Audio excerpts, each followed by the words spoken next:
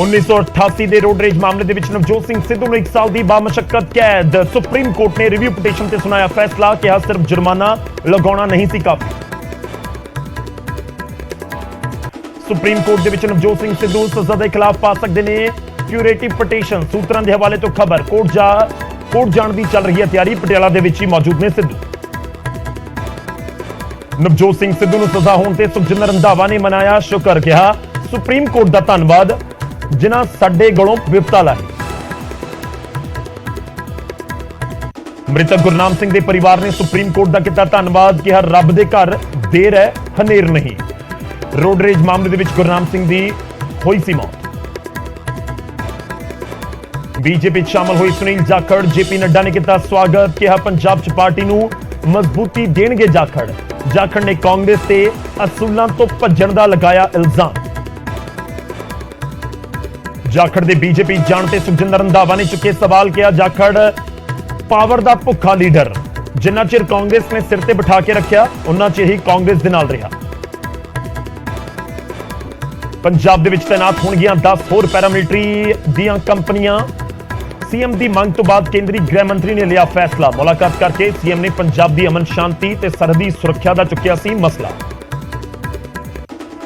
ਬੰਦੀ ਸਿੰਘਾਂ ਦੀ ਰਿਹਾਈ ਦੇ ਲਈ ਸਾਂਝੀ ਕਮੇਟੀ ਦੀ ਹੋਈ ਪਹਿਲੀ ਬੈਠਕ। 15 ਦਿਨਾਂ ਦੇ ਅੰਦਰ ਪ੍ਰਧਾਨ ਮੰਤਰੀ ਤੇ ਗ੍ਰਹਿ ਮੰਤਰੀ ਦੇ ਨਾਲ ਮੁਲਾਕਾਤ ਕਰਨ ਦਾ ਰੱਖਿਆ ਟੀਚਾ। ਪ੍ਰੋਫੈਸਰ ਭੁੱਲਰ ਦੀ ਰਿਹਾਈ ਦੇ ਲਈ ਕੇਜਰੀਵਾਲ ਨਾਲ ਕੀਤੀ ਜਾਵੇਗੀ ਮੁਲਾਕਾਤ।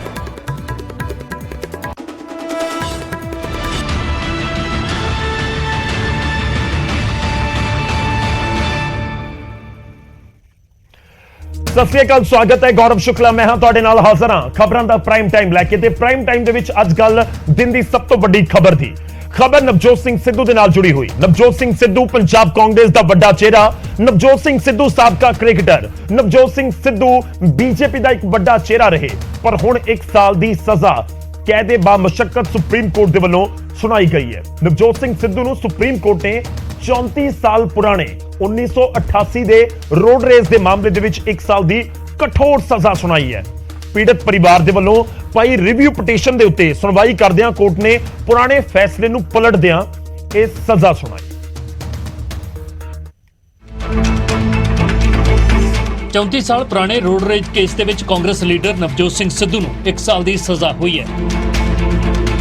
ਪੀੜਤ ਪਰਿਵਾਰ ਦੀ ਰਿਵਿਊ ਪਟੀਸ਼ਨ ਤੇ ਸੁਣਵਾਈ ਕਰਦਿਆਂ ਸੁਪਰੀਮ ਕੋਰਟ ਨੇ ਸਿੱਧੂ ਨੂੰ ਕਸੂਰਵਾਰ ਮੰਨਦਿਆਂ 1 ਸਾਲ ਦੀ ਸਜ਼ਾ ਸੁਣਾਈ ਹੈ। ਅਦਾਲਤ ਨੇ ਆਪਣੇ ਫੈਸਲੇ ਦੇ ਵਿੱਚ ਸਿੱਧੂ ਦੇ ਲਈ ਕਠੋਰ ਸਜ਼ਾ ਵਾਲਾ ਸ਼ਬਦ ਵਰਤਿਆ ਹੈ। ਸਿੱਧੂ ਨੂੰ ਆਈਪੀਸੀ ਦੀ ਧਾਰਾ 323 ਦੇ ਤਹਿਤ ਸਜ਼ਾ ਸੁਣਾਈ ਗਈ ਹੈ, ਜੋ ਵੱਧ ਤੋਂ ਵੱਧ 1 ਸਾਲ ਦੀ ਹੁੰਦੀ ਹੈ। हमारा काम है पार्टी को न्याय दिलाना। ये जो न्याय है ये कोर्ट ने दिया है, जिसके अंदर कोर्ट ने जो पहली जजमेंट थी जिसमें 1000 रुपया उनको जुर्माना देके छोड़ दिया गया था, अब सुप्रीम कोर्ट ने फैसला रिव्यू किया है और रिव्यू करते कहे उन्होंने कहा है कि अब इसको 1 साल की आरआई रिगरस इम्प्रिजनमेंट में जाना पड़ेगा। ਸਿੱਧੂ ਦੇ ਵਕੀਲ ਅਭਿਸ਼ੇਕ ਮਨੂ ਸਿੰਘ ਵੀ ਨੇ ਕਿਹਾ ਕਿ ਉਹ ਕੋਰਟ ਦੇ ਆਰਡਰ ਦੀ ਪੜਚੋਲ ਕਰਨਗੇ ਅਤੇ ਫਿਰ ਅੱਗੇ ਦੇ ਕਾਨੂੰਨੀ ਰਸਤੇ ਤਲਾਸ਼ੇ ਜਾਣਗੇ। जहां तक सिद्धू केस का सवाल है, मैं ये स्पष्ट करना चाहता हूं कि ये बहुत अपवाद होता है, बहुत कभी कभी होता है, बहुत रेयर होता है कि फौजदारी मुकदमे में सेंटेंस के विषय में पुनर्विचार हो। इस बार हुआ है। जाहिर है उच्चतम न्यायालय को लगा कि कई गलतियां हैं।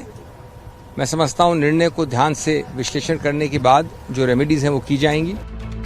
ਸੁਪਰੀਮ ਕੋਰਟ ਨੇ ਸਿੱਧੂ ਦੇ ਕੇਸ ਦੇ ਵਿੱਚ ਜਜਮੈਂਟ ਦਿੰਦਿਆਂ ਇੱਕ ਸ਼ਲੋਕ ਦਾ ਵੀ ਜ਼ਿਕਰ ਕੀਤਾ ਹੈ, ਜਿਸ ਦਾ ਮਤਲਬ ਸੀ ਨਿਆਂ ਕਰ ਰਹੇ ਸ਼ਖਸ ਨੂੰ ਧਰਮ ਸ਼ਾਸਤਰ ਦੇ ਮੁਤਾਬਕ ਦੋਸ਼ੀ ਦੀ ਉਮਰ, ਵਕਤ ਅਤੇ ਸਮਰੱਥਾ ਦਾ ਖਿਆਲ ਰੱਖਦੇ ਹੋਏ ਸਜ਼ਾ ਸੁਣਾਉਣੀ ਚਾਹੀਦੀ ਹੈ। ਸਜ਼ਾ ਅਜਿਹੀ ਨਾ ਹੋਵੇ ਕਿ ਦੋਸ਼ੀ ਦੀ ਜਾਨ ਲੈ ਲਵੇ, ਪਰ ਅਜਿਹੀ ਹੋਵੇ ਜੋ ਉਸ ਨੂੰ ਪਛਤਾਵਾ ਕਰਵਾਏ। ਤਣਾਅ ਦੀ ਵਜ੍ਹਾ ਬਣਨ ਵਾਲੀ ਸਜ਼ਾ ਨਹੀਂ ਸੁਣਾਉਣੀ ਚਾਹੀਦੀ। ਨਵਜੋਤ ਸਿੱਧੂ ਦੇ ਖਿਲਾਫ ਰੋਡ ਰੇਜ ਵਾਲੇ ਕੇਸ ਵਿੱਚ ਕਈ ਉਤਰਾਅ ਚੜ੍ਹਾਅ ਆਏ। 1988 ਦੇ ਵਿੱਚ ਪਟਿਆਲਾ ਵਿੱਚ ਪਾਰਕਿੰਗ ਨੂੰ ਲੈ ਕੇ ਸਿੱਧੂ ਦੀ ਬਹਿਸ ਹੋਈ। ਸਿੱਧੂ ਤੇ ਗੁਰਨਾਮ ਸਿੰਘ ਦੇ ਵਿਚਾਲੇ ਬਹਿਸ ਹੱਥੋਂ ਪਾਈ ਤੱਕ ਪਹੁੰਚ ਗਈ, ਜਿਸ ਵਿੱਚ 65 ਸਾਲਾ ਗੁਰਨਾਮ ਸਿੰਘ ਨੂੰ ਸੱਟਾਂ ਲੱਗੀਆਂ ਅਤੇ ਇਲਾਜ ਦੇ ਦੌਰਾਨ ਉਸ ਦੀ ਮੌਤ ਹੋ ਗਈ। ਸਿੱਧੂ ਖਿਲਾਫ ਕੇਸ ਦਰਜ ਹੋਇਆ, ਪਰ ਟ੍ਰਾਇਲ ਕੋਰਟ ਨੇ ਸਿੱਧੂ ਨੂੰ ਕੇਸ ਦੇ ਵਿੱਚੋਂ ਬਰੀ ਕਰ ਦਿੱਤਾ। ਫਿਰ 2006 ਦੇ ਵਿੱਚ ਹਾਈ ਕੋਰਟ ਨੇ ਸਿੱਧੂ ਨੂੰ 3 ਸਾਲ ਦੀ ਸਜ਼ਾ ਸੁਣਾਈ। ਸਿੱਧੂ ਨੇ ਹਾਈ ਕੋਰਟ ਦੇ ਫੈਸਲੇ ਨੂੰ ਸੁਪਰੀਮ ਕੋਰਟ ਦੇ ਵਿੱਚ ਚੁਣੌਤੀ ਦਿੱਤੀ। ਸੁਪਰੀਮ ਕੋਰਟ ਨੇ 15 ਮਈ 2018 ਨੂੰ ਆਪਣਾ ਫੈਸਲਾ ਸੁਣਾਇਆ ਅਤੇ 1000 ਰੁਪਏ ਦਾ ਜੁਰਮਾਨਾ ਲਾ ਕੇ ਸਿੱਧੂ ਨੂੰ ਬਰੀ ਕਰ ਦਿੱਤਾ। ਪਰ ਹੁਣ ਪੀੜਤ ਪਰਿਵਾਰ ਨੇ ਰਿਵਿਊ ਪਟੀਸ਼ਨ ਪਾਈ ਸੀ, ਜਿਸ ਤੇ ਸੁਪਰੀਮ ਕੋਰਟ ਨੇ ਆਪਣੇ ਪੁਰਾਣੇ ਫੈਸਲੇ ਨੂੰ ਪਲਟਦਿਆਂ ਸਿੱਧੂ ਨੂੰ 1 ਸਾਲ ਦੀ ਬਾਮੁਸ਼ੱਕਤ ਕੈਦ ਦੀ ਸਜ਼ਾ ਸੁਣਾਈ ਹੈ। ਦਿੱਲੀ ਤੋਂ Sushil Pandey, news 18।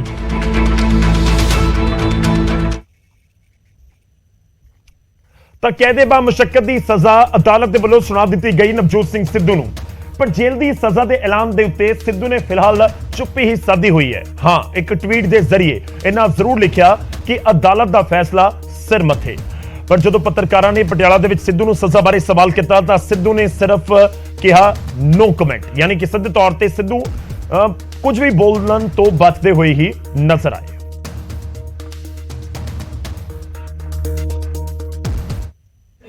No comment. No comment.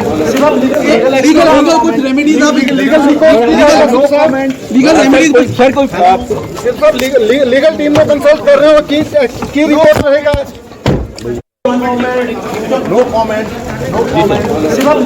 Legal कुछ रेमेडीज आप legal no comment. Legal remedies sir कोई सिर्फ लीगल टीम में कंसल्ट कर रहे हो की रिपोर्ट रहेगा। No comment. No comment. Legal कुछ रेमेडीज आप legal no comment. Legal remedies sir कोई सिर्फ लीगल टीम में कंसल्ट कर रहे हो की रिपोर्ट रहेगा। ਤਾਂ ਸਿੱਧੂ ਨੇ ਬਸ ਇੱਕ ਟਵੀਟ ਹੀ ਕੀਤਾ ਜਿਸ ਦੇ ਵਿੱਚ ਲਿਖਿਆ ਕਿ ਮੈਨੂੰ ਕਾਨੂੰਨ ਦਾ ਫੈਸਲਾ ਸਵੀਕਾਰ ਹੈ। ਪਰ ਸਿੱਧੂ ਜਦੋਂ ਮੀਡੀਆ ਦੇ ਸਾਹਮਣੇ ਆਏ, ਕਿਉਂਕਿ ਲਾਲ ਸਿੰਘ ਦੀ ਕੋਠੀ ਦੇ ਵਿੱਚ ਮੌਜੂਦ ਸੀ, ਉੱਥੇ ਮੀਡੀਆ ਦਾ ਜਮਾਵੜਾ ਲੱਗ ਗਿਆ। ਬਾਹਰ ਆਏ ਤਾਂ ਫਿਰ ਸਿੱਧੂ ਨੂੰ ਸਵਾਲ ਕੀਤਾ ਗਿਆ ਤਾਂ ਸਿੱਧੂ ਬੋਲੇ ਨੋ ਕਮੈਂਟਸ। ਤਾਂ ਸੁਪਰੀਮ ਕੋਰਟ ਦੇ ਵੱਲੋਂ ਸਿੱਧੂ ਨੂੰ ਸਜ਼ਾ ਸੁਣਾਈ ਜਾਣ ਦੇ ਬਾਅਦ ਵਿਰੋਧੀਆਂ ਦੇ ਨਾਲ ਕਾਂਗਰਸੀ ਆਗੂ ਸੁਖਜਿੰਦਰ ਰੰਧਾਵਾ ਨੇ ਵੀ ਸਿੱਧੂ ਨੂੰ ਘੇਰਿਆ ਹੈ ਤੇ ਸੁਪਰੀਮ ਕੋਰਟ ਦੇ ਵੱਲੋਂ ਸੁਣਾਏ ਫੈਸਲੇ ਦਾ ਸਵਾਗਤ ਹੋ ਰਿਹਾ। ਚਲੋ ਪ੍ਰਮਾਤਮਾ ਨੇ ਕਾਂਗਰਸ ਦੀ ਸੁਣ ਲਈ, ਕਿਉਂਕਿ ਹਾਈ ਕਮਾਂਡ ਦੇ ਵਿੱਚ ਜਾਨ ਹੈ ਨਹੀਂ ਪਾਰਟੀ ਚੋਂ ਕੱਢਣ ਦੀ। ਆ ਗਿਆ, ਮੈਂ ਤੇ ਸੁਪਰੀਮ ਕੋਰਟ ਦਾ ਧੰਨਵਾਦ ਕਰਦਾ ਕਿ ਸਾਡੇ ਕੋਲ ਬਿਪਤਾ ਲਾ ਦਿੱਤੀ ਹੈ। ਨਵਜੋਤ ਸਿੰਘ ਸਿੱਧੂ ਨੂੰ ਰੋਡ ਰੇਜ ਮਾਮਲੇ 'ਚ 1 ਸਾਲ ਦੇਖੋ, ਬੜੇ ਦੇਰ ਦੇ ਉਸ ਪਰਿਵਾਰ ਇਨਸਾਫ ਦੀ ਗੱਲ ਕਰ ਰਿਹਾ ਸੀ, आज सुप्रीम कोर्ट ने इंसाफ किया है। अगर आज नवजोत सिंह सिद्धू को सजा न मिलती तो परिवार के लोगों के और देश के मन में एक बात रहती कि जो आदमी टीवी चैनल पर आकर बड़े फकर से बोल रहा है कि मैंने ये गुनाह किया, अब उसको भी सजा ना अगर देश में मिले तो लोगों का देश के कानून से विश्वास उठ जाता। ठीक है, 1 साल की सजा बहुत कम है, लेकिन कम से कम आज एक बात स्टैब्लिश होगी कि सिद्धू एक कातिल है, Navjot Singh Sidhu is a murderer. ਮਾਨਯੋਗ ਸੁਪਰੀਮ ਕੋਰਟ ਨੇ ਸਿੱਧੂ ਸਾਹਿਬ ਨੂੰ ਲੈ ਕੇ ਇੱਕ ਫੈਸਲਾ ਸੁਣਾਇਆ। ਇੱਕ ਬੜਾ ਪੁਰਾਣਾ ਕੇਸ ਉਹਨਾਂ ਤੇ ਚੱਲ ਰਿਹਾ ਸੀ ਔਰ ਉਹਦੇ ਤੇ ਉਹਨਾਂ ਨੇ ਇੱਕ ਸੈਂਟੈਂਸ ਵੀ ਜਿਹੜਾ ਹੈ ਉਹਨਾਂ ਨੂੰ ਦਿੱਤੀ ਹੈ ਔਰ ਲਾ ਅਬਾਈਡਿੰਗ ਸਿਟੀਜ਼ਨ ਹੋਣ ਦੇ ਨਾਤੇ ਸਿੱਧੂ ਸਾਹਿਬ ਜ਼ਰੂਰ ਉਸ ਫੈਸਲੇ ਨੂੰ ਮੰਨਣਗੇ। ਤਾਂ ਨਵਜੋਤ ਸਿੰਘ ਸਿੱਧੂ ਦੇ ਸਾਥੀ ਵੀ ਇਸ ਸਮੇਂ ਯਾਨੀ ਕਿ ਕਾਂਗਰਸੀ ਵੀ ਸਿੱਧੂ ਦੇ ਉੱਤੇ ਨਿਸ਼ਾਨੇ ਸਾਧ ਰਹੇ ਨੇ। ਵਿਰੋਧੀਆਂ ਨੇ ਤਾਂ ਬਖਸ਼ਣਾ ਕਿੱਥੇ ਸੀ। ਨਵਜੋਤ ਸਿੰਘ ਸਿੱਧੂ ਨੂੰ ਅੰਮ੍ਰਿਤਸਰ ਈਸਟ ਤੋਂ ਹਰਾਉਣ ਵਾਲੇ ਆਮ ਆਦਮੀ ਪਾਰਟੀ ਦੀ ਵਿਧਾਇਕਾ ਜੀਵਨਜੋਤ ਕੌਰ ਨੇ ਕਿਹਾ ਕਿ ਸਿੱਧੂ ਕੋਰਟ ਦੇ ਫੈਸਲੇ ਦਾ ਸਨਮਾਨ ਕਰਨ ਤੇ ਨਾਲ ਹੀ ਕਿਹਾ ਕਿ ਪੀੜਤ ਪਰਿਵਾਰ ਨੂੰ ਇਨਸਾਫ ਮਿਲਿਆ।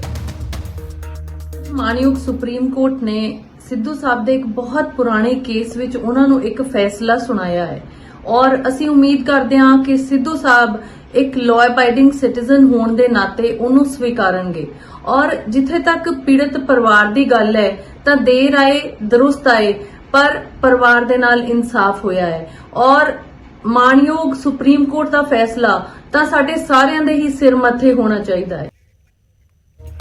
ਤਾਂ ਵਿਰੋਧੀਆਂ ਦੇ ਵੱਲੋਂ ਬਿਆਨ ਆ ਰਹੇ ਨੇ, ਖੈਰ ਅਦਾਲਤ ਦਾ ਫੈਸਲਾ ਹੈ ਤੇ ਹਰ ਕਿਸੇ ਨੂੰ ਸਿਰ ਮੱਥੇ ਪ੍ਰਵਾਨ ਕਰਨਾ ਹੀ ਹੁੰਦਾ ਤੇ ਨਵਜੋਤ ਸਿੰਘ ਸਿੱਧੂ ਨੂੰ ਵੀ ਕਰਨਾ ਹੋਏਗਾ।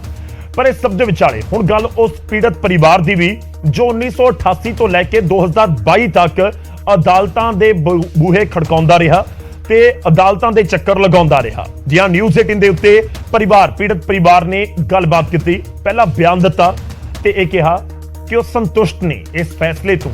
ਰੱਬ ਦੇ ਘਰ ਦੇਰ ਹੈ, ਹਨੇਰ ਨਹੀਂ ਹੈ। ਇਹ ਪੀੜਤ ਪਰਿਵਾਰ ਦਾ ਬਿਆਨ ਹੈ ਸੁਪਰੀਮ ਕੋਰਟ ਦੇ ਫੈਸਲੇ ਤੋਂ ਬਾਅਦ ਤੇ ਕਿਹਾ ਕਿ ਜੋ ਰੱਬ ਨੇ ਕੀਤਾ ਠੀਕ ਕੀਤਾ, ਧੰਨਵਾਦ ਰੱਬ ਦਾ ਵੀ ਤੇ ਧੰਨਵਾਦ ਸੁਪਰੀਮ ਕੋਰਟ ਦਾ ਵੀ। ਇੱਥੇ ਕਾਬਿਲੇ ਗੌਰ ਇਹ ਵੀ ਹੈ ਕਿ ਪੀੜਤ ਪਰਿਵਾਰ ਨੇ ਇਹ ਵੀ ਕਿਹਾ, ਜਦੋਂ ਸਾਡੇ ਸਹਿਯੋਗੀ ਪੰਕਜ ਕਪਾਹੀ ਉਹਨਾਂ ਦੇ ਨਾਲ ਗੱਲਬਾਤ ਕਰ ਰਹੇ ਸੀ ਤਾਂ ਪੀੜਤ ਪਰਿਵਾਰ ਨੇ ਕਿਹਾ ਕਿ ਸਿੱਧੂ ਨੇ ਨਾ 34 ਸਾਲਾਂ ਦੇ ਵਿੱਚ ਇੱਕ ਵਾਰ ਵੀ ਆ ਕੇ ਪਰਿਵਾਰ ਦੇ ਨਾਲ ਗੱਲ ਨਹੀਂ ਕੀਤੀ, ਪੀੜਤ ਪਰਿਵਾਰ ਦੇ ਨਾਲ ਗੱਲ ਨਹੀਂ ਕੀਤੀ। बाद सुप्रीम कोर्ट ने फैसला सुनाया और नवजोत सिंह सिद्धू ਨੂੰ 1 ਸਾਲ ਦੀ ਸਜ਼ਾ ਸੁਣਾ ਦਿੱਤੀ ਗਈ। ਮੇਰੇ ਨਾਲ ਉਹ ਵਿਕਟਿਮ ਪਰਿਵਾਰ ਆ, ਉਹਨਾਂ ਨਾਲ ਗੱਲਬਾਤ ਕਰ ਲੈਂਦੇ ਆ ਕਿ ਉਸ ਦਿਨ ਕੀ ਹੋਇਆ ਸੀਗਾ। ਨੂੰਹ ਨੇ ਗੁਰਨਾਮ ਸਿੰਘ ਹੋਰਾਂ ਦੀ 34 ਸਾਲ ਕੋਰਟ ਚੱਲਿਆ, ਕੇਸ ਚੱਲਿਆ। ਪਹਿਲਾਂ ਸੁਪਰੀਮ ਕੋਰਟ ਨੇ ਸਿਰਫ ਜੁਰਮਾਨਾ ਲਗਾਇਆ, ਫਿਰ ਤੁਸੀਂ ਦੁਬਾਰਾ ਐਪਲੀਕੇਸ਼ਨ ਲਗਾ ਦਿੱਤੀ ਗਈ, ਹੁਣ 1 ਸਾਲ ਦੀ ਸਜ਼ਾ ਹੋਈ। ਕਿਸ ਤਰੀਕੇ ਨਾਲ ਤੁਸੀਂ ਦੇਖਦੇ ਹੋ? We are thankful to the Supreme Court and God. Thank you. 34 ਸਾਲ ਦੀ ਇਹ ਲੜਾਈ ਲੱਗਦਾ ਸੀਗਾ ਕਿ ਸਜ਼ਾ ਹੋ ਸਕਦੀ ਹੈ, ਜਾਂ ਨਵਜੋਤ ਸਿੰਘ ਸਿੱਧੂ ਨੇ 34 ਸਾਲ ਚ ਕਦੀ ਤੁਹਾਡੇ ਨਾਲ ਗੱਲਬਾਤ ਕੀਤੀ? ਬਹੁਤ ਉੱਪਰ ਨੀਚੇ ਹੁੰਦੇ ਆ, but we have faith in God and law. That's all. ਕਿਉਂਕਿ 1 ਸਾਲ ਦੀ ਸਜ਼ਾ 34 ਸਾਲ ਬਾਅਦ ਤੁਸੀਂ ਇਸ ਫੈਸਲੇ ਨੂੰ ਕਿਵੇਂ ਦੇਖ ਰਹੇ ਹੋ? ਬਾਬਾ ਜੀ ਦਾ ਥੈਂਕਸ ਕਰ ਰਹੇ ਆ। ਹੋਰ ਇਟਸ ਓਕੇ, ਜੋ ਸੁਪਰੀਮ ਕੋਰਟ ਨੇ ਕੀਤਾ, we are happy with that, satisfied. ਤੁਹਾਡੇ ਹਸਬੈਂਡ ਨੇ ਤੁਹਾਡੇ ਨਾਲ ਕਈ ਵਾਰ ਗੱਲਬਾਤ ਕੀਤੀ ਹੋਣੀ ਹੈ, ਕਿਉਂਕਿ ਇੱਥੋਂ ਦੀ ਥੋੜੀ ਕਿਲੋਮੀਟਰ ਦੀ ਦੂਰੀ ਦਾ ਰਸਤਾ ਹੈ ਸ਼ੇਰਾਂਵਾਲਾ ਚੋਂ, ਉੱਥੇ ਧੱਕਾ ਮੁੱਕੀ ਹੋਈ ਸੀਗੀ। ਨਵਜੋਤ ਸਿੰਘ ਸਿੱਧੂ ਹਮੇਸ਼ਾ ਆਪਣਾ ਪੱਖ ਰੱਖਦੇ ਰਹੇ ਹੈ ਕਿ ਉਸ ਵੇਲੇ ਕੁਝ ਹੋਇਆ, ਮਤਲਬ ਮੌਤ ਉਹਨਾਂ ਦੀ ਉਸ ਲੜਾਈ ਦੀ ਵਜ੍ਹਾ ਕਰਕੇ ਨਹੀਂ ਹੋਈ। ਉਸ ਵੇਲੇ ਦਾ ਵਾਕਿਆ ਕਈ ਵਾਰ ਅੱਖਾਂ ਦੇ ਸਾਹਮਣੇ ਆਉਂਦਾ ਹੋਣਾ, ਕੀ ਕੁਝ ਹੋਇਆ ਸੀ? ਉਹਨਾਂ ਨੇ ਆਪਣੇ ਮੂੰਹ ਨਾਲ ਖੁਦ ਕਬੂਲ ਕੀਤਾ। ਐਨਡੀਟੀ ਟੀਵੀ ਦਾ ਕਲਿੱਪ ਹੈ, ਤੁਸੀਂ ਉਹ ਦੇਖ ਲਓ, ਤੁਹਾਨੂੰ ਸਮਝ ਆ ਜਾਊਗਾ। ਮੈਂ ਹੁਣ ਇਹਦੇ ਬਾਰੇ ਕੀ, ਉਹਨਾਂ ਨੇ ਖੁਦ ਹੀ ਕਬੂਲ ਕੀਤਾ ਆਪਣੀ ਗਲਤੀ। ਤੁਸੀਂ ਸੰਤੁਸ਼ਟ ਹੋ ਸੁਪਰੀਮ ਕੋਰਟ ਦੇ ਇਸ ਫੈਸਲੇ? ਹਾਂਜੀ ਹਾਂ, ਵੀ ਆਰ ਸੈਟੀਸਫਾਈਡ। ਇਹ ਤੁਹਾਡੇ ਬੇਟੇ ਨੇ? ਇਹ ਬੇਟਾ ਮੇਰਾ ਉਹ ਹੈ, ਇਹ ਮੇਰੇ ਬ੍ਰਦਰ ਇਨ ਲਾਅ ਦਾ ਬੇਟਾ। ਤੁਸੀਂ ਕਿਵੇਂ ਦੇਖਦੇ ਹੋ 34 ਸਾਲ ਬਾਅਦ 1 ਸਾਲ ਦੀ ਸਜ਼ਾ ਸੁਣਾਈ ਗਈ ਹੈ, ਇਸ ਪੂਰੀ ਸੁਪਰੀਮ ਕੋਰਟ ਦੇ ਫੈਸਲੇ ਨੂੰ ਕਿਵੇਂ ਦੇਖ ਰਹੇ ਹੋ? ਕਿਉਂਕਿ ਇਸ ਤੋਂ ਪਹਿਲਾਂ ਜੁਰਮਾਨਾ ਲੱਗਾ ਸੀ, ਫਿਰ ਪੁਨਰ ਵਿਚਾਰ ਐਪਲੀਕੇਸ਼ਨ ਲਗਾਈ ਗਈ ਤੁਹਾਡੇ ਵੱਲੋਂ। ਅਸੀਂ ਜੀ ਪਹਿਲਾਂ ਵੀ ਸ਼ੁਕਰ ਕੀਤਾ, ਅੱਜ ਵੀ ਸ਼ੁਕਰ ਕਰਦੇ ਹਾਂ, ਕੱਲ੍ਹ ਨੂੰ ਵੀ ਸ਼ੁਕਰ ਕਰਾਂਗੇ ਉਸ ਪਰਮਾਤਮਾ ਦਾ। ਪਰ ਬਾਕੀ ਚਲੋ ਦਾਦਾ ਜੀ ਵਾਪਸ ਤਾਂ ਨਹੀਂ ਆ ਸਕਦੇ, ਪਰ ਜੋ ਸੁਪਰੀਮ ਕੋਰਟ ਨੇ ਕੀਤਾ ਜੀ ਉਹਦੇ ਨਾਲ ਸ਼ੁਕਰ ਸੈਟੀਸਫਾਈ ਹਾਂ ਜੀ ਅਸੀਂ। ਹੁਣ ਸੁਪਰੀਮ ਕੋਰਟ ਤੋਂ ਉੱਪਰ ਤਾਂ ਕੋਈ ਨਿਆਂ ਹੈ ਨਹੀਂ, ਬਾਕੀ ਉਹ ਰੱਬ ਪਰਮਾਤਮਾ ਜਾਣਦੇ ਨੇ। ਜੋ ਨਵਜੋਤ ਸਿੰਘ ਸਿੱਧੂ ਨਾਲ ਕਦੀ ਗੱਲਬਾਤ ਹੋਈ ਸੀਗੀ? ਨਹੀਂ, ਉਹਨਾਂ ਨਾਲ ਕਦੀ ਸਾਡੀ ਗੱਲਬਾਤ ਹੋਣੀ ਹੈ ਜੀ, ਕੋਈ ਗੱਲਬਾਤ ਨਹੀਂ। ਨਵਜੋਤ ਸਿੰਘ ਸਿੱਧੂ ਬਾਰੇ ਤੁਹਾਡੀ ਰਾਏ ਕੀ? ਕਿਉਂਕਿ ਕੋਈ ਕ੍ਰਿਕਟਰ ਮੰਨਦਾ ਹੈ, ਕੋਈ ਪੋਲੀਟੀਸ਼ੀਅਨ ਮੰਨਦਾ ਹੈ, ਨਵਜੋਤ ਸਿੰਘ ਸਿੱਧੂ ਨੂੰ ਤੁਸੀਂ ਇੱਕ ਪਰਿਵਾਰ ਕਿਵੇਂ ਦੇਖਦੇ ਹੋ? ਅਸੀਂ ਤਾਂ ਜੀ ਉਵੇਂ ਦੇਖਦੇ ਹਾਂ ਜਿਵੇਂ ਤੂੰ ਦਾਦਾ ਜੀ ਨਾਲ ਸਾਡੇ ਨਾਲ ਹੋਇਆ ਹੀ। ਹੁਣ ਜੋ ਜਿਵੇਂ ਮਰਜ਼ੀ ਦੇਖੀ, ਸਾਡੇ ਵਾਸਤੇ ਤਾਂ ਸਾਡੇ ਵਾਸਤੇ ਬਹੁਤ ਘਾਟੇ ਦੀ ਗੱਲ ਸੀ ਨਾ ਦਾਦਾ ਜੀ ਉਸ ਟਾਈਮ 'ਚ ਜਾਣਾ ਜੀ। ਤਾਂ ਪਰਿਵਾਰ ਸੰਤੁਸ਼ਟ ਨਜ਼ਰ ਆ ਰਿਹਾ, ਤੇ ਇਸ ਵਿਚਾਲੇ ਪਰਿਵਾਰ ਇਹ ਵੀ ਦੱਸ ਰਿਹਾ ਕਿ ਨਵਜੋਤ ਸਿੰਘ ਸਿੱਧੂ ਨਹੀਂ ਆਏ ਕਦੇ ਵੀ ਮੁਲਾਕਾਤ ਦੇ ਲਈ। ਉਧਰ ਨਵਜੋਤ ਸਿੰਘ ਸਿੱਧੂ ਤੇ ਸਵਾਲ ਚੁੱਕਣ ਵਾਲੀ ਚੋਣਾਂ ਦੇ ਦੌਰਾਨ ਉਹਨਾਂ ਦੀ ਸਿਸਟਰ ਸਾਹਮਣੇ ਆਈ ਸੀ, ਸੁਮਨ ਤੂਰ। ਉਹਨਾਂ ਨੇ ਕੋਰਟ ਦੇ ਸਜ਼ਾ ਵਾਲੇ ਫੈਸਲੇ ਦੇ ਉੱਤੇ ਕਿਹਾ ਕਿ ਪਰਿਵਾਰ ਦੇ ਲਈ ਇਹ ਮੁਸ਼ਕਲ ਘੜੀ ਹੈ। ਅੱਜ ਦਾ ਦਿਨ ਬਹੁਤ ਸੈਡ ਡੇ ਹੈ, ਬਹੁਤ ਦੁੱਖ ਵਾਲਾ ਦਿਨ ਹੈ ਮੇਰਾ ਤੇ ਮੇਰੇ ਪਰਿਵਾਰ ਲਈ। ਮੈਂ ਸਵੇਰ ਉੱਠੀ ਤਾਂ ਮੈਂ ਸੁਪਰੀਮ ਕੋਰਟ ਦਾ ਡਿਸੀਜਨ ਪੜ੍ਹਿਆ। ਮੇਰੇ ਬੱਚੇ, ਮੇਰੇ ਛੋਟੇ ਭਰਾ ਸ਼ਹਿਰੀ ਦੇ ਬਾਰੇ, ਜਿਵੇਂ ਕੋਈ ਪਹਾੜ ਡਿੱਗ ਗਿਆ ਹੁੰਦਾ ਕਿਸੇ ਤੇ। ਇਹ ਪਹਾੜ ਹੀ ਹੈ ਮੇਰੇ ਤੇ ਮੇਰੇ ਸਾਰੇ ਪਰਿਵਾਰ ਲਈ। ਮੈਨੂੰ ਰੱਬ ਤੇ ਪੂਰਾ ਭਰੋਸਾ ਹੈ, ਰੱਬ ਸਾਨੂੰ ਤਾਕਤ ਦੇਗਾ, ਸਾਨੂੰ ਸਭ ਨੂੰ ਮਿਲ ਕੇ ਅਸੀਂ ਇਹ ਜਿਹੜਾ ਪਹਾੜ ਸਾਡੇ ਤੇ ਡਿੱਗਿਆ ਉਹਨੂੰ ਬਰਦਾਸ਼ਤ ਕਰਨ ਦੀ ਤੇ ਅੱਗੇ ਕਿੱਦਾਂ ਮੂਵ ਹੋਣਾ ਹੈ। ਮੇਰੀ ਓਨਲੀ ਖੁਆਇਸ਼ ਹੈ ਵੀ ਮੈਂ ਉੱਥੇ ਹੁੰਦੀ, ਮੈਂ ਆਪਣੇ ਬੱਚੇ ਨੂੰ ਜੱਫੀ ਪਾ ਸਕਦੀ, ਉਹਦਾ ਮੱਥਾ ਚੁੰਮ ਸਕਦੀ ਤੇ ਉਹਨੂੰ ਕਹਿ ਸਕਦੀ, ਬੱਚਾ ਹਿੰਮਤ ਨਾ ਹਾਰ। ਤਾਂ ਹੁਣ ਅੱਗੇ ਵਧਦੇ ਹਾਂ ਤੇ ਅਗਲੀ ਖਬਰ ਦਾ ਰੁਖ ਕਰਦੇ ਹਾਂ, ਪਰ ਇਸ ਸਭ ਦੇ ਵਿਚਾਲੇ ਅਪਡੇਟ ਤੁਹਾਨੂੰ ਇਹ ਵੀ ਦੇ ਦਈਏ ਕਿ ਨਵਜੋਤ ਕੌਰ ਸਿੱਧੂ ਵੀ ਪਟਿਆਲਾ ਪਹੁੰਚ ਚੁੱਕੇ ਨੇ। ਤੇ ਹੁਣ ਗੱਲ ਕਾਂਗਰਸ ਨੂੰ ਦਿਨ ਦੇ ਵਿੱਚ ਲੱਗੇ ਦੂਜੇ ਝਟਕੇ ਦੀ, ਤੇ ਨਾਮ ਹੈ ਸੁਨੀਲ ਜਾਖੜ। ਜਾਖੜ ਹੁਣ ਬੀਜੇਪੀ ਵਾਲੇ ਹੋ ਚੁੱਕੇ ਨੇ। ਜੀ ਹਾਂ, ਸੁਨੀਲ ਜਾਖੜ ਨੇ ਕਾਂਗਰਸ ਛੱਡਣ ਤੋਂ ਕੁਝ ਦਿਨਾਂ ਬਾਅਦ ਹੀ ਹੁਣ ਬੀਜੇਪੀ ਜੁਆਇਨ ਕਰ ਲਈ। ਤੇ ਜਾਖੜ ਦੀ ਜੁਆਇਨਿੰਗ ਦੇ ਸਮੇਂ ਜੇਪੀ ਨੱਡਾ ਬੀਜੇਪੀ ਦੇ ਕੌਮੀ ਪ੍ਰਧਾਨ ਪਹੁੰਚੇ। ਜਾਖੜ ਦਾ ਬੀਜੇਪੀ 'ਚ ਵੈਲਕਮ ਕੀਤਾ। ਸੁਨੀਲ ਜਾਖੜ ਬੀਜੇਪੀ ਦਾ ਧੰਨਵਾਦ ਕਰ ਰਹੇ ਨੇ, ਤਾਂ ਉੱਥੇ ਪੁਰਾਣੀ ਪਾਰਟੀ ਕਾਂਗਰਸ ਦੇ ਉੱਤੇ ਇਲਜ਼ਾਮਾਂ ਦੀ ਝੜੀ ਵੀ ਲਗਾ ਰਹੇ।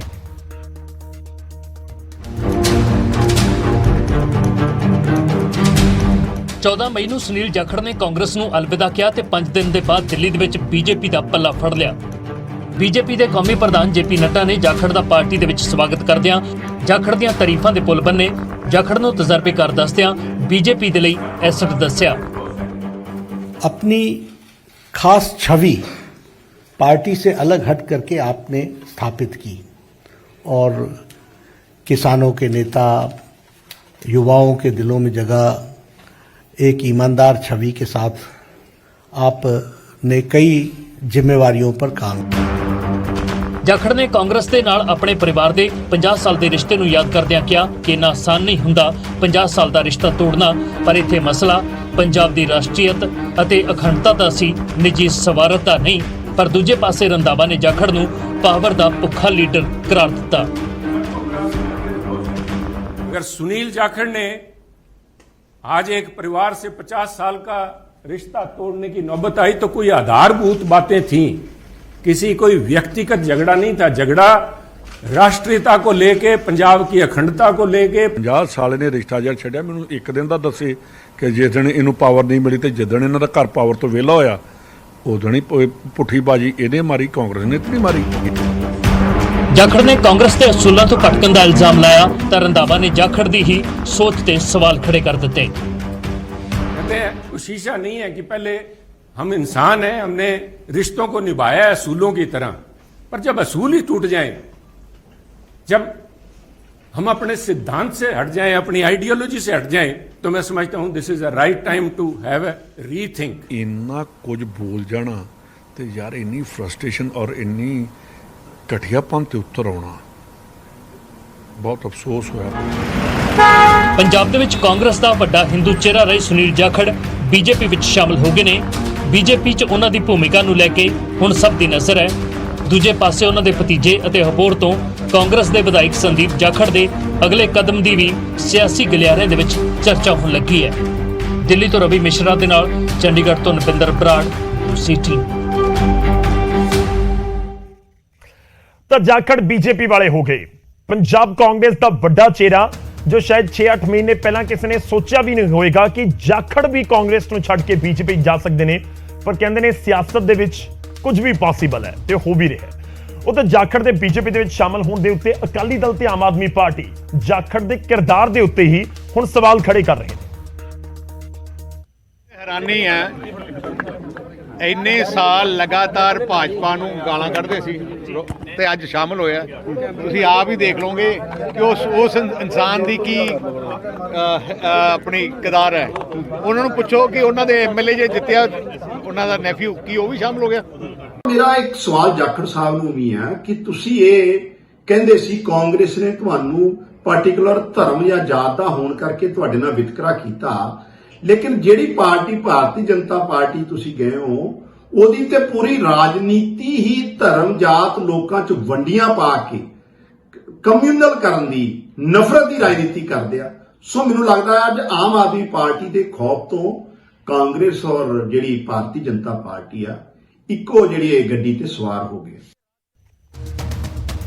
ਤਾਂ ਸੁਨੀਲ ਜਾਖੜ ਦੇ ਉੱਤੇ ਹਮਲਾਵਰ ਨੇ ਵਿਰੋਧੀ, ਖਾਸ ਤੌਰ ਤੇ ਆਮ ਆਦਮੀ ਪਾਰਟੀ ਤੇ ਸ਼੍ਰੋਮਣੀ ਅਕਾਲੀ ਦਲ। ਉਧਰ ਸੁਨੀਲ ਜਾਖੜ ਦੇ ਵੱਲੋਂ ਕਾਂਗਰਸ ਛੱਡਣ ਤੇ ਉਹਨਾਂ ਦੇ ਭਤੀਜੇ ਤੇ ਕਾਂਗਰਸ ਦੇ ਵਿਧਾਇਕ ਸੰਦੀਪ ਜਾਖੜ ਨੇ ਨਿਊਜ਼ 18 ਦੇ ਉੱਤੇ ਕਿਹਾ ਕਿ ਕਾਂਗਰਸ ਨੂੰ ਚਿੰਤਾ ਕਰਨ ਦੀ ਜ਼ਰੂਰਤ ਹੈ ਕਿ ਪੂਰੇ ਦੇਸ਼ ਦੇ ਵਿੱਚ ਟਕਸਾਲੀ ਕਾਂਗਰਸੀ ਕਿਉਂ ਪਾਰਟੀ ਛੱਡ ਰਹੇ ਨੇ। ਸਾਹਿਬ ਨੇ ਕਾਂਗਰਸ ਪਾਰਟੀ ਛੱਡੀ ਹੈ ਤੇ ਬੀਜੇਪੀ ਜੁਆਇਨ ਕੀਤੀ ਹੈ ਵੀ ਕਾਂਗਰਸ ਪਾਰਟੀ ਵਾਸਤੇ ਇੱਕ ਮੰਦਭਾਗਾ ਦਿਨ ਹੈ, ਕਿਉਂਕਿ ਜੇ ਅਸੀਂ ਸੁਨੀਲ ਜਾਖੜ ਜੀ ਦੇ ਕੱਦ ਦੇ ਜਿਹੜੇ ਲੀਡਰ ਹੈ ਐਂਡ ਸਵਾਲ ਜਿਹੜਾ ਮੇਰੇ ਮਨ 'ਚ ਆ ਰਿਹਾ, ਜਿਸ ਸਵਾਲ ਦੇ ਉੱਤੇ ਚਿੰਤਾ ਕਰਨ ਦੀ ਲੋੜ ਹੈ ਵੀ ਕਿਉਂ ਹਰ ਸੂਬੇ ਦੇ ਵਿੱਚ ਕਾਂਗਰਸੀ ਜਿਹੜੇ ਹੈ, ਟਕਸਾਲੀ ਕਾਂਗਰਸੀ ਜਿਹੜੇ ਕਿਉਂ ਕਾਂਗਰਸ ਪਾਰਟੀ ਛੱਡ ਰਹੇ। ਆਪਾਂ ਅਸਾਮ ਦੀ ਗੱਲ ਕਰੀਏ, ਵੈਸਟ ਬੰਗਾਲ ਦੀ ਗੱਲ ਕਰੀਏ, ਆਂਧਰਾ ਦੀ ਗੱਲ ਕਰੀਏ, ਮਹਾਰਾਸ਼ਟਰ ਦੀ ਗੱਲ ਕਰੀਏ, ਐਂਡ ਮੈਂ ਜਿੱਥੇ ਵੀ ਜਾਂਦਾ ਮੈਨੂੰ ਕਾਂਗਰਸੀ ਜਿਹੜੇ ਕਾਰਜਕਰਤਾ ਉਹ ਪੁੱਛਦੇ ਵੀ ਕੀ ਕੁਝ ਹੋ ਰਿਹਾ। ਜੇ ਪੰਜਾਬ ਦੀ ਆਪਾਂ ਜੇ ਗੱਲ ਕਰੀਏ, ਅੱਜ ਵੀ ਮੈਂ ਜਿੱਥੇ ਜਾਂਦਾ ਮੇਰੇ ਤੋਂ ਲੋਕੀ ਸਵਾਲ ਪੁੱਛਦੇ। ਤਾਂ ਸੰਦੀਪ ਜਾਖੜ ਜਿਨ੍ਹਾਂ ਨੂੰ ਟਿਕਟ ਮਿਲੀ ਕਾਂਗਰਸ ਤੋਂ, ਜਿੱਤੇ ਉਹ ਬੋਹਰ ਵਿਧਾਨ ਸਭਾ ਹਲਕੇ ਤੋਂ, ਇਹ ਉਹੀ ਹਲਕਾ ਹੈ ਜਿੱਥੇ ਜਿੱਤਦੇ ਆਏ ਨੇ ਪਹਿਲਾਂ ਸੁਨੀਲ ਜਾਖੜ। ਤਾਂ ਹੁਣ ਸੁਨੀਲ ਜਾਖੜ ਕਾਂਗਰਸ ਦੇ ਨਾਲ ਲੰਬਾ ਰਿਸ਼ਤਾ ਤੋੜ ਕੇ ਬੀਜੇਪੀ ਦੇ ਵਿੱਚ ਸ਼ਾਮਲ ਹੋ ਚੁੱਕੇ ਨੇ। ਪਰ ਸਵਾਲ ਹੈ ਕਿ ਆਖਿਰ ਕਿਉਂ ਇਹ ਕਦਮ ਸੁਨੀਲ ਜਾਖੜ ਨੂੰ ਚੁੱਕਣਾ ਪਿਆ। ਪਰ ਕਾਂਗਰਸ ਦੇ ਨਾਲੋਂ ਜਾਖੜ ਦਾ ਮੋਹ ਭੰਗ ਹੋਣ ਦੇ ਕਈ ਕਾਰਨ ਨੇ ਤੇ ਪਿਛਲੇ ਕੁਝ ਸਮੇਂ ਦੇ ਵਿੱਚ ਦੂਰੀਆਂ ਵਧਦੀਆਂ ਇੰਨੀਆਂ ਵੱਧ ਗਈਆਂ ਕਿ ਜਾਖੜ ਕਾਂਗਰਸ ਨੂੰ ਅਲਵਿਦਾ ਕਹਿ ਕੇ ਬੀਜੇਪੀ ਦੇ ਹੋ ਗਏ।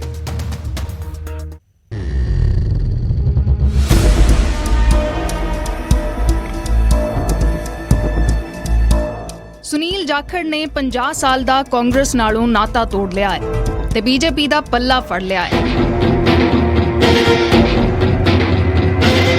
ਖੁਦ ਜਾਖੜ ਨੇ ਹੀ ਕਿਹਾ ਕਿ ਇਹ ਆਸਾਨ ਨਹੀਂ ਹੁੰਦਾ, ਪਰ ਆਖਰ ਜਾਖੜ ਦੀ ਨਾਰਾਜ਼ਗੀ ਦੀ ਸ਼ੁਰੂਆਤ ਹੋਈ ਕਿੱਥੋਂ? ਕੀ ਇਹ ਸਿਰਫ ਕੈਪਟਨ ਤੋਂ ਬਾਅਦ ਮੁੱਖ ਮੰਤਰੀ ਦੇ ਚਿਹਰੇ ਨੂੰ ਲੈ ਕੇ ਨਾਰਾਜ਼ਗੀ ਸੀ ਜਾਂ ਬੀਜ ਉਸ ਤੋਂ ਵੀ ਪਹਿਲਾਂ ਬੀਜੇ ਜਾ ਚੁੱਕੇ ਸੀ? ਸੁਨੀਲ ਜਾਖੜ ਪੰਜਾਬ ਦੇ ਇੱਕ ਬੜੇ ਸੀਨੀਅਰ ਤੇ ਸਾਫ਼ ਸੁਥਰੀ ਇਮੇਜ ਵਾਲੇ ਨੇਤਾ ਨੇ। ਸਭ ਤੋਂ ਪਹਿਲਾਂ ਪਾਰਟੀ ਦੇ ਨਾਲ ਨਾਰਾਜ਼ਗੀ ਉਦੋਂ ਸਾਹਮਣੇ ਆਈ ਜਦ ਉਹਨਾਂ ਨੂੰ ਪੰਜਾਬ ਕਾਂਗਰਸ ਦੇ ਪ੍ਰਧਾਨ ਦੀ ਕੁਰਸੀ ਤੋਂ ਲਾਂਭੇ ਕਰਕੇ ਨਵਜੋਤ ਸਿੰਘ ਸਿੱਧੂ ਨੂੰ ਪ੍ਰਧਾਨ ਬਣਾਇਆ ਗਿਆ। उस दिन पंजाब एक कांग्रेस की फतेह जय हिंद जय कांग्रेस।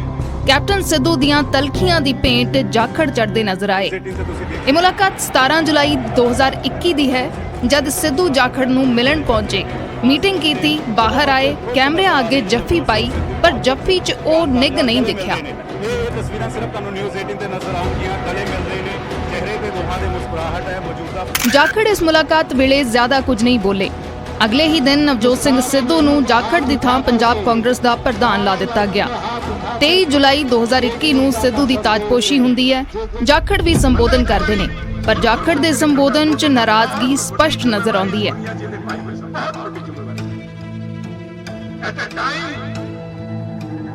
ਜਦੋਂ ਅਸੀਂ ਇਲੈਕਸ਼ਨ ਦੇ ਮੈਦਾਨ 'ਚ ਉਤਰਨਾ ਹੈ, ਨਿਤਰਨਾ ਪਊਗਾ।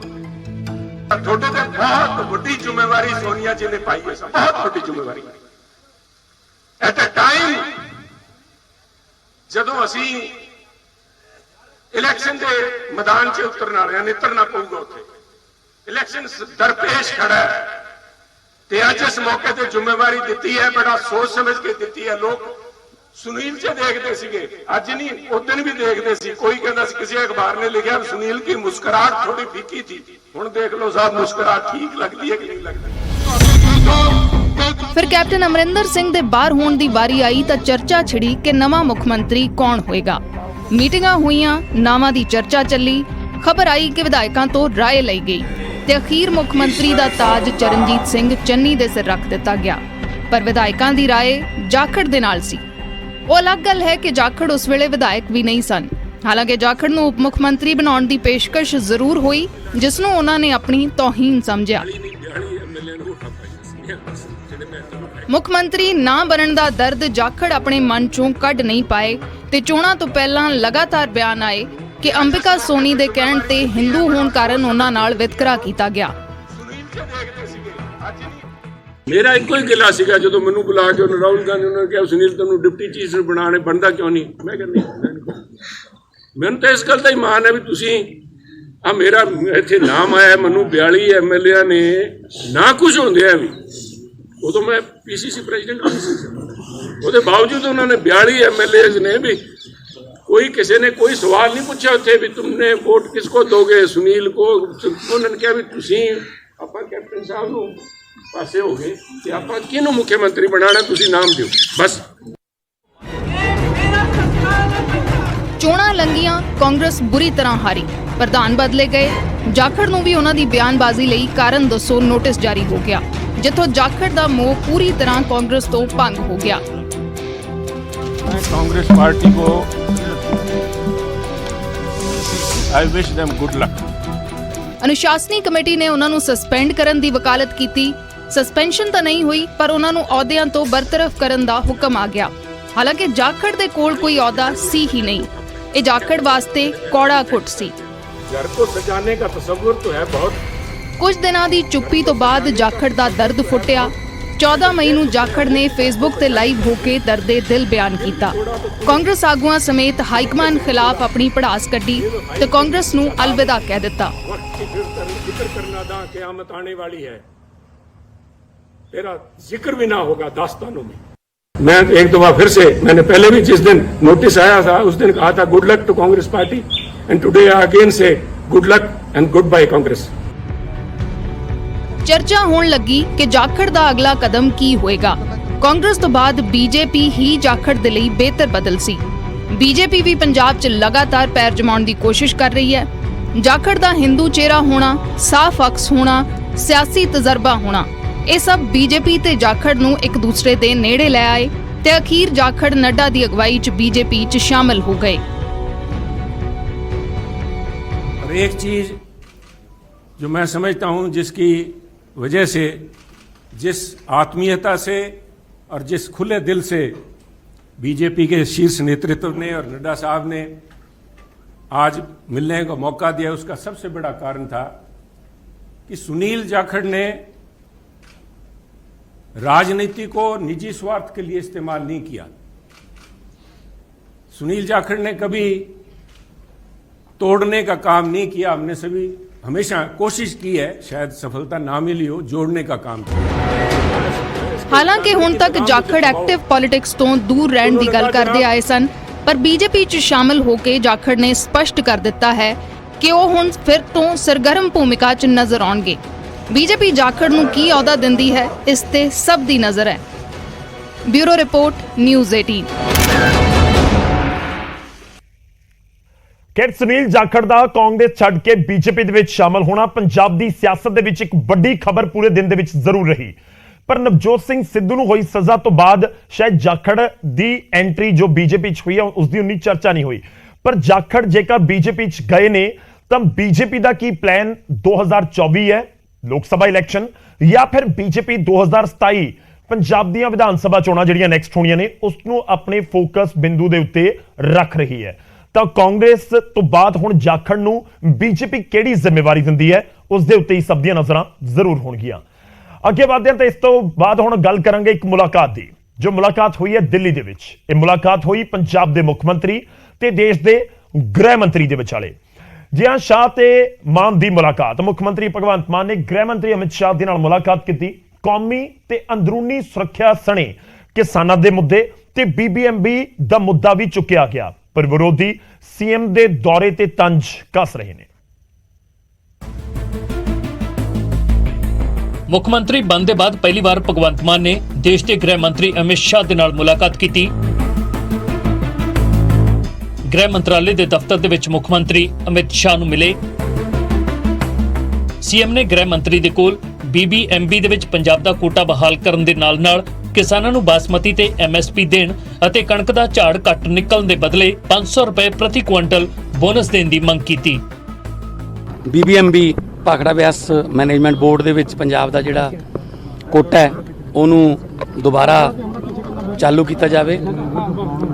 ਇੱਕ ਬਾਸਮਤੀ ਜਿਹੜੀ ਹੈ ਉਹਦਾ ਕੋਈ, ਕਿਉਂਕਿ ਉਹ ਨੋਟੀਫਿਕੇਸ਼ਨ ਨਹੀਂ ਹੈਗਾ MSP ਦਾ, ਤੇ ਬਾਸਮਤੀ ਦੇ ਕਿਸਾਨਾਂ ਨੂੰ ਕੋਈ ਘਾਟਾ ਨਾ ਪਵੇ, ਇਸ ਸਿਲਸਿਲੇ 'ਚ ਉਹਨਾਂ ਨਾਲ ਗੱਲ ਹੋਈ। ਮੁੱਖ ਮੰਤਰੀ ਨੇ ਗ੍ਰਹਿ ਮੰਤਰੀ ਦੇ ਕੋਲ ਪੰਜਾਬ ਦੀ ਅੰਦਰੂਨੀ ਸੁਰੱਖਿਆ ਦੇ ਨਾਲ-ਨਾਲ ਕੌਮੀ ਸੁਰੱਖਿਆ ਦਾ ਮੁੱਦਾ ਚੁੱਕਿਆ। ਸੀਐਮ ਨੇ ਨੀਮ ਫੌਜੀ ਦਸਤਿਆਂ ਦੀਆਂ 10 ਹੋਰ ਕੰਪਨੀਆਂ ਸਮੇਤ ਐਂਟੀ ਡਰੋਨ ਤਕਨੀਕ ਦੀ ਕੇਂਦਰ ਸਰਕਾਰ ਤੋਂ ਮੰਗ ਕੀਤੀ ਹੈ। 10 ਕੰਪਨੀਆਂ ਉਹਨਾਂ ਨੇ ਸਾਨੂੰ ਪਿਛਲੇ ਦਿਨ ਹੀ ਭੇਜੀਆਂ ਪੈਰਾਮਿਲਟਰੀ ਫੋਰਸ ਦੀਆਂ, ਕਿਉਂਕਿ ਪੰਜਾਬ ਦੇ ਵਿੱਚ ਜਿਸ ਤਰ੍ਹਾਂ ਦੀ ਇੰਟੈਲੀਜੈਂਸ ਦੀ ਰਿਪੋਰਟ ਆ ਰਹੀ ਹੈ ਕਿ ਕੁਝ ਨਫ਼ਰਤ ਦੇ ਬੀਜ ਬੀਜਣ ਦੀ ਕੋਸ਼ਿਸ਼ ਹੋ ਰਹੀ ਹੈ, ਹਿਮਾਚਲ 'ਚ ਵੀ ਪੰਜਾਬ 'ਚ ਵੀ।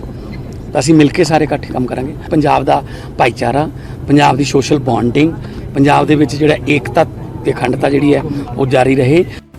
ਮੁੱਖ ਮੰਤਰੀ ਦੇ ਵੱਲੋਂ ਗ੍ਰਹਿ ਮੰਤਰੀ ਕੋਲੋਂ ਨੀਮ ਫੌਜੀ ਦਸਤਿਆਂ ਦੀਆਂ 10 ਹੋਰ ਕੰਪਨੀਆਂ ਮੰਗਣ ਤੇ ਸੁਖਬੀਰ ਬਾਦਲ ਨੇ ਤੰਜ ਕਰਦਿਆਂ ਕਿਹਾ, ਮੁੱਖ ਮੰਤਰੀ ਉੱਥੇ ਕਣਕ ਤੇ 10,000 ਰੁਪਏ ਪ੍ਰਤੀ ਏਕੜ ਬੋਨਸ ਮੰਗਣ ਗਏ ਸਨ। CRPF ਦੀਆਂ 10 ਹੋਰ ਕੰਪਨੀਆਂ ਲੈ ਕੇ ਪਰਤ ਆਏ। ਅੱਧਾ ਪੰਜਾਬ ਪਹਿਲਾਂ ਹੀ BSF ਦੇ ਹਵਾਲੇ ਕਰ ਦਿੱਤਾ ਹੈ। ਮੁੱਖ ਮੰਤਰੀ ਹੋਰ ਕੇਂਦਰੀ ਫੋਰਸ ਦੀ ਮੰਗ ਕਰ ਰਹੇ ਨੇ।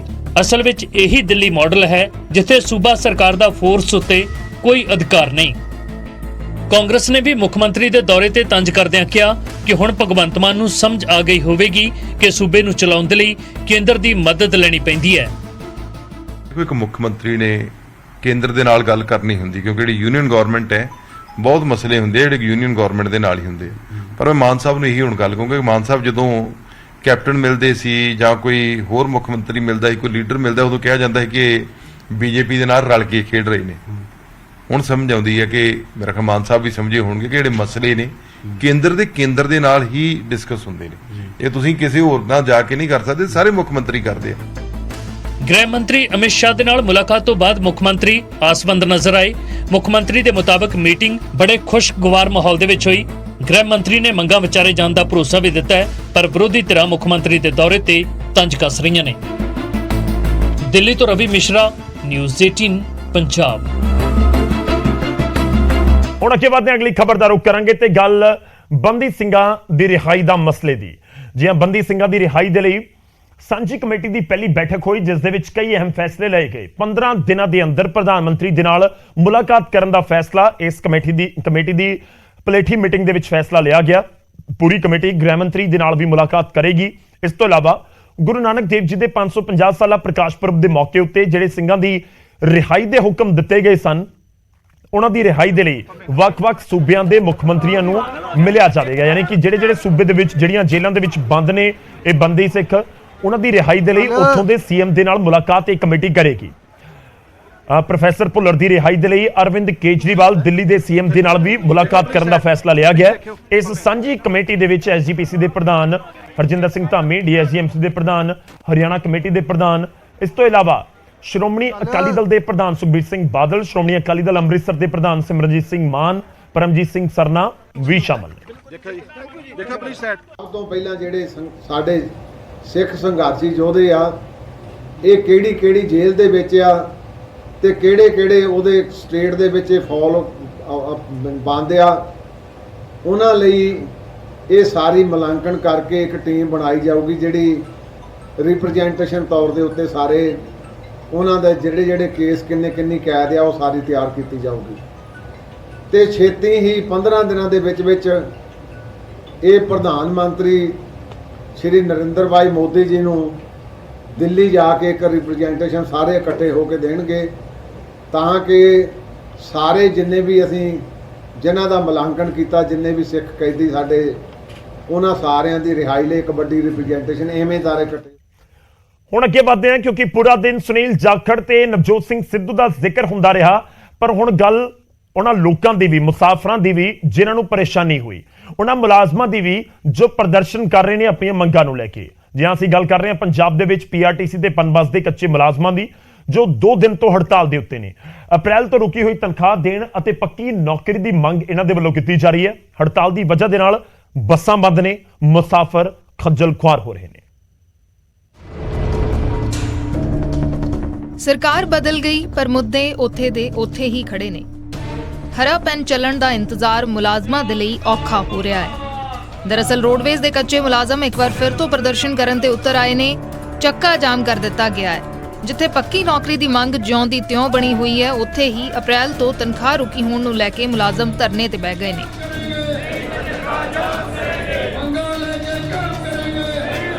ਵਰਕਰਾਂ ਦੀ ਤਾਂ ਕੀ ਸੁਣਨੀ, ਵਰਕਰਾਂ ਦੇ ਨਾਲ ਧੱਕਾ ਕੀਤਾ ਜਾ ਰਿਹਾ। ਸਾਡੀਆਂ ਹੋਰ ਮੰਗਾਂ ਨੇ ਜਿਨ੍ਹਾਂ ਦੇ ਕਰਕੇ ਸੰਘਰਸ਼ ਕਰਦੇ ਆ, ਪਰ ਦੇਖੋ ਕਿ ਇੰਨਾ ਧੱਕਾ ਕਰ ਰਹੇ ਆ। ਸਰਕਾਰ ਕੋਲ, ਮਹਿਕਮੇ ਕੋਲ ਪੈਸਾ ਹੈ ਨਹੀਂ ਤਨਖਾਹਾਂ ਦੇਣ ਲਈ, ਇਸ ਕਰਕੇ ਉਹਨਾਂ ਨੂੰ ਨਜਾਇਜ਼ ਤੌਰ ਤੇ ਫਰਕ ਕੀਤਾ ਜਾ ਰਿਹਾ ਵਰਕਰਾਂ ਨੂੰ। ਅੱਜ 19 ਤਰੀਕ ਹੋ ਗਈ, ਸਾਡਾ ਜਿਹੜਾ ਮਹੀਨਾ 20 ਦੀ 20 ਹੈ। 19 ਤਰੀਕ ਨੂੰ ਵੀ ਜਿਹੜੀ ਸਾਡੀ ਤਨਖਾਹ ਨਹੀਂ ਆਈ, ਕਿਹੜਾ ਲੇਡੀਜ਼ ਦਾ ਇਹਨਾਂ ਨੇ ਫ੍ਰੀ ਕੀਤਾ ਹੈ, ਅਸੀਂ ਉਹਦਾ ਸਵਾਗਤ ਕਰਦੇ ਹਾਂ। ਪਰ ਜਿਹੜਾ ਉਹ ਪੈਸਾ ਲੇਡੀਜ਼ ਦਾ, ਜਨਾਨੀਆਂ ਦਾ, ਔਰਤਾਂ ਦਾ ਰੁਕ ਗਿਆ,